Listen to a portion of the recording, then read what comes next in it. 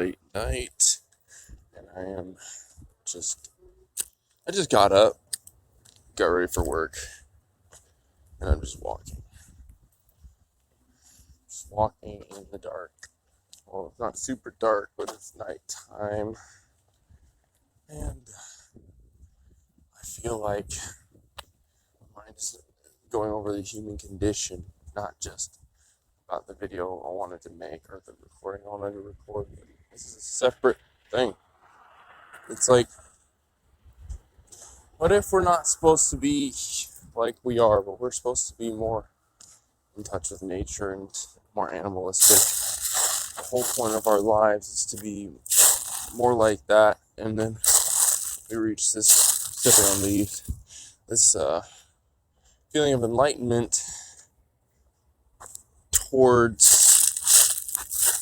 oneness, connectedness, love, and detaching ourselves from some good ASMR if I think about it now.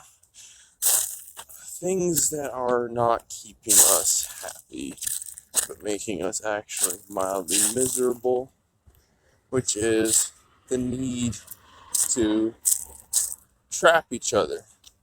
And why do we trap each other so much? Is we really believe in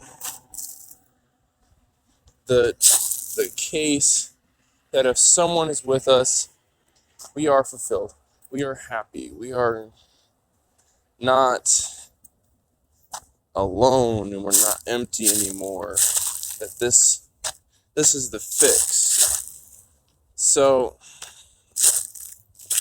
dare to be more in love with nature and be in love with being alone, and just say I'm okay, just over and over, just word it in a way that's like, I am perfectly fine with this struggle. And not saying, like everyone says, this too shall pass, but just saying the pain is all that I have. And this is better pain that I choose in enlightenment, that I choose in a singular goal to better myself. Is it actually as bad as it could be? And that's the thing. That's the grand design. I wrote this quote stating, I'm a monster temporarily, but it's to fight for peace. And if I'm fighting for peace, in that I've already won. Why is that the case? Well, thing is, everybody's fighting for something. If you're not fighting for something, you've already lost. You don't have a goal, you don't have meaning, you don't have direction.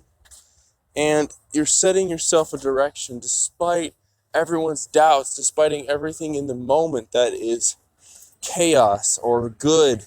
You're seeing beyond that. You're seeing this I don't know, calling forward, not backward, not into the past, but actually forward to something. Like, why am I growing old? Why do I not want to care whether I die, whether I live properly? And I do care whether I live properly. That's the thing. I stopped at a weird spot there. But how I live is based on this goal. It's based on, well, why I love people the way I love people, why I work the way I work, why I let certain things go and don't hold on to them. It's all the same. And if you can't narrow it down and keep asking yourself in that aloneness, in this quiet space, why? Why can't I pin it down? Why can't this make sense to me? My goal should be clear. It should be to be better than I was yesterday. It should be to make the world more functional than I found it. To bring God into the understanding of others. To bring enlightenment and knowledge and peace into others' lives, but also mine especially. If I'm not having peace, then it was all for nothing. It was all futile. And this futility in you is why you are trying to cling to others, because you feel like you haven't found it yet. And if you keep trying, I know there's going to be a breakthrough in your life. This profound moment of, yes, okay, I have something tangible. I have something that is guiding and making me feel connected and whole again. And this goes back to what I was saying with our condition. Our entire conditioning is faulty. We think we're supposed to play this role that we're not supposed to change things. We're just supposed to accept things and live our daily life as, this mundane, ritualistic approach. But you don't necessarily have to play along with some things you can and can't. And you break this mold, you break, the rules a tiny bit. People see it. They go, there's something different about you. I'm not sure what that is. And it's your rebellious side. It's your need to express your disagreements with things, but on a peaceful level. See, if I don't agree with something, I can't hurt people. I have to carefully, kindly present my disagreement and let you decide, let you debate with me. And we can come up with something together that is a more clear and profound and useful understanding that we can walk away from. How delicate is that? How beautiful is that? Instead of my chaos, because I have a lot of chaos in me, to just make you understand, yell at you, and just walk away and be like, well, they don't get it. That doesn't help anybody. That doesn't help me. That wasn't my purpose. That's not what I'm supposed to do. If you think about this, like all things in nature, everything just is. Everything just is as it should be. Natural, calm, presentably untamed, but elegant. Why can't your existence or your arguments or how you behave portray some of these depths? And you're thinking, okay, this is pretty crazy. This is pretty out there for you to be suggesting this concept to me. That I could be more like an animal, more elegant, more untamed, more raw and honest at the same time. Well, that's the truth. That's what you are underneath. That's what you really are. Everything is a game. Everything else is a lie. Everything is a facade. Smoke and mirrors. You're not really living until you understand that you do not understand things. And when I understood that I don't know as much as I think I knew, I was ready to begin my journey that I am now, which is more, I'd say, spiritual, but on a psychologically complex approach to everything that comes my way, which is, if someone tries to hurt me, somebody tries to, say something kind, but there's just a deeper meaning behind all of it. There's always a deeper meaning behind everything. You could hear someone say the most basic thing, so, predictable, but there's all of these undertones and meanings to their body language, to the pause between them when they said it, the pitch, their facial expression, everyone else's reaction to that, how they're feeling it. It's just a moment of, okay, I do not understand everything. That's the first, I'd say, key is to not assume you know what seems so bare and simple and plain and predictable and often not extraordinary or unique in any way. But in fact, it is. That's the kicker. And you might seem, I don't know, very underdeveloped in your life. You're just starting out. You feel like, I don't know what I'm doing. I don't know who I am, why I'm going, this direction in my life. I feel like I'm just a cog in a wheel. I feel like I'm just a repetition. I don't feel like I have an identity. But you do. You do have an identity. And that's the thing, is you need to be alone with yourself. You need to walk away and just be okay with the quietness, because that's nature, that's natural. And you're uncomfortable with it because of the conditioning. You're uncomfortable with the fact that you've been surrounded by noise and you can't have the quiet now. But that's the point. It's back to the video before this. I was talking about if it's logical, if it's reasonable, if it makes sense, and you're still going, why?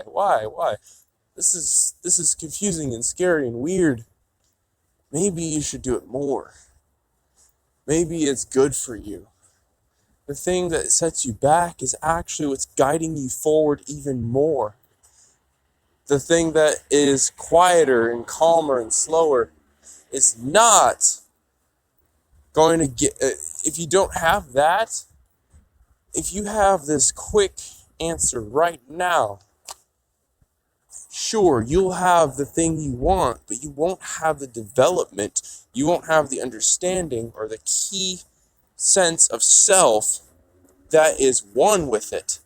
Now, that is the deepest thing I can get into. This is gonna get deeper. When you are one with yourself, with the thing that you've achieved, that you've worked towards, and didn't cheat, you didn't make a shortcut to get there, you are more, you learn to love and live in a better way. And that is beautiful. You learn to smile more, and you learn to listen more. Don't you want that? Don't you want to be in the moment and be happy? And you can't without this stillness and hard work and persistence and clarity with your life. My life has been nothing but this process. Nothing but every day trying to figure out how to be still, how to be okay. And I find that, there's moments I still struggle with it. But when I get there, as I am, broken and not, all together, I just sigh and breathe with that. I go, you know what? I am enough right now. I'm good enough right now to do this. I can do this. I'm strong today. I actually have meaning right now. And when I accept that, I realize that's not my voice. That's not me. That's God. That's the universe. That's whatever you want to call it. It's that other voice speaking into you to just say, be still, be calm, be happy with what you have, be grateful, listen, ask yourself what's important, and don't be looking for something that isn't going to change you for the better. And that's why I walk. That's why I record these. If I don't, I'm stuck in my head. I'm stuck not organizing my thoughts. And there's this perpetual chaos that I feel like I'm going down a spiral. But in this intelligence and my subtle insanity, there is a silver lining. Because I am half insane. But I am more open-minded and I'd say, in tune and have a kindred connection with things. But it's a different kind of intelligence. And it's not something that anybody can truly explain. It's, I'd say, a spiritual just knowing, a spiritual presence and oneness with things when I decide I want that. If I have to choose it though, everything is a choice. You have to be willing. Someone can come up to you and tell you, this is like really going to change your life. This is really going to be good for you. But if you're not open and you're not willing, there's no point in pursuing it because your heart is not in it. It's just like going to rehab or going through a program, and you're just doing it to get the credit. Same thing if you're trying to finish college or school, and you just want that credit, but there's something not there. Your soul is empty. Your heart's not in it anymore. You don't feel that drive that you did before. The fire feels like it's fizzling out a tiny bit. And you need to walk away for a moment and just ask yourself the hard question: what do I want? Who am I? Or what if you don't feel like you have an identity? The identity crisis is not about things. It's not about stuff. It's about your energy. It's about your goals. It's about why you are a monster temporarily right now. Right now. Hurting yourself, hurting others. Because you do want peace. Either way you want peace. So either way you need to accept that you are a monster. Period. I am one too. I remember someone telling me, "You're not evil." I'm like, everyone's evil. What do you mean? Everyone's good and evil. Everyone's got both. You'd be kidding yourself. You'd be lying to yourself your whole life until you have that moment of just acceptance of the darkness that you do hurt people.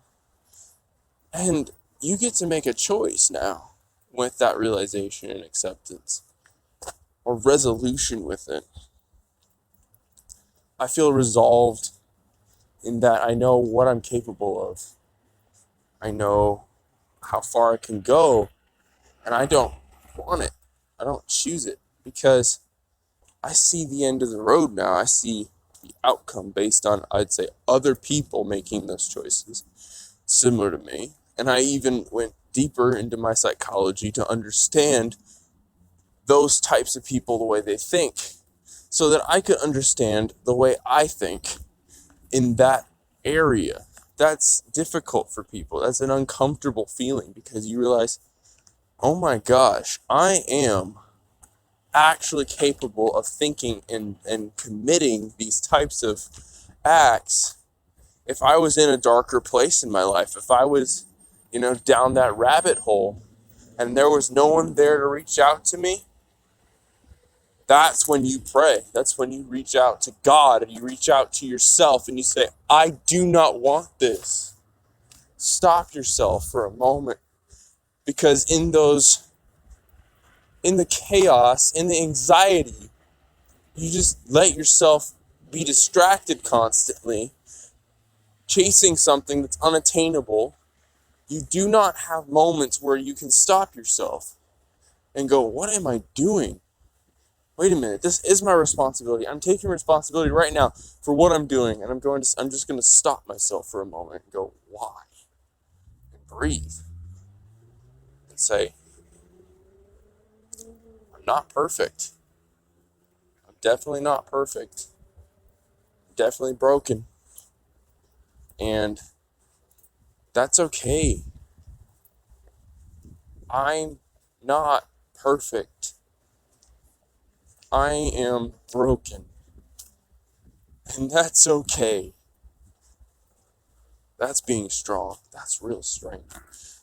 Before, you were probably thinking, No, I got all this going on, they don't know who I am. I'm bad, those are just cover-ups. That's just a mask. That's the facade you've been putting up for so damn long. But now you're realizing my strength is in my acceptance of my weakness. Because I am humble. I'm honest.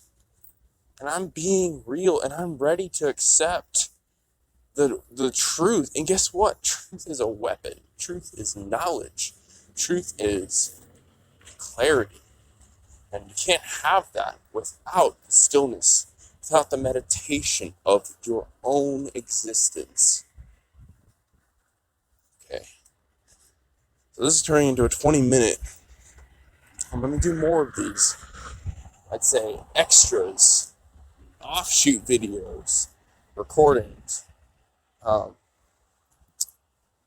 yeah, these are specifically to speak life into you. And you know who you are. You know who I'm talking to. And this is specifically for you. Okay? I'm reaching out through, I don't know, the void of time and dimensional, constructs that we think is in front of us. Everything that is finite and predictable. I know that I'm reaching through to people, even if I'm far away, even if I'm not right in front of them, that they're going to come to me and hear me. So does it matter what time I'm in? Does it matter what place I'm in? I know that my voice will be heard.